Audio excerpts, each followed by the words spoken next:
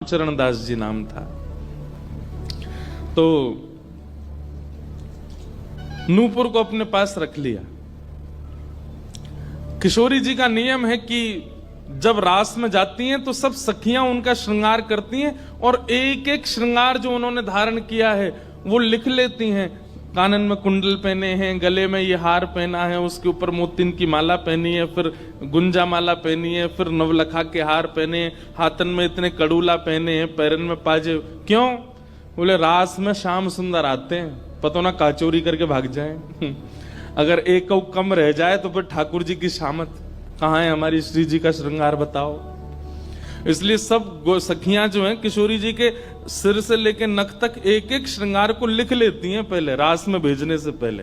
और फिर रास में आने के बाद, रास से आने के बाद फिर सब सखियां एक एक श्रृंगार एक बोलेगी, हाँ भाई कानन में ये कुंडल हैं, सिर पर ऐसा सुंदर वो है, गले में ऐसी माला है, हाथन में कड़ूला, पामन में ये 2 पाजेब हैं, सब गिनती करो। और एक एक करके उतारती जाती है सखियां।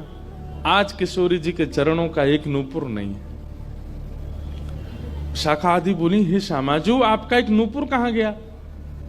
बोले अरे मो तो पतो ना है, सके नृत्य करते करते रह गए हो वृंदावन में। ललिता विशाखा बोली,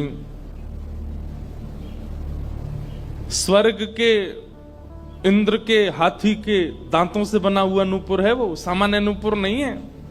आपके ऊपर तो कोटि कोटि ब्रह्मांड वारी वारी जाते हैं किशोरी जी, पर वो नूपुर ठाकुर जी ने आपको भेंट किए हैं, बड़े बहुमूल्य नूपुर हैं।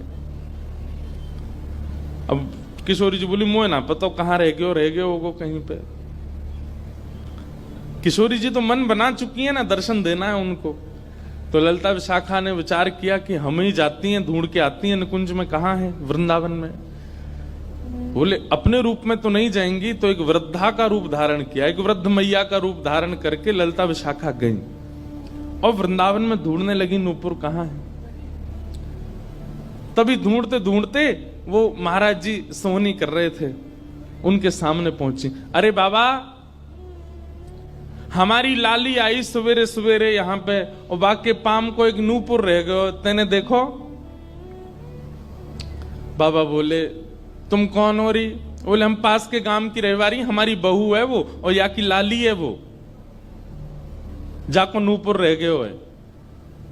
बाबा बोले, मैं कैसे पहचान जाऊं कि तुम्हारी ही लाली का नूपुर है? भाई मन चले लोग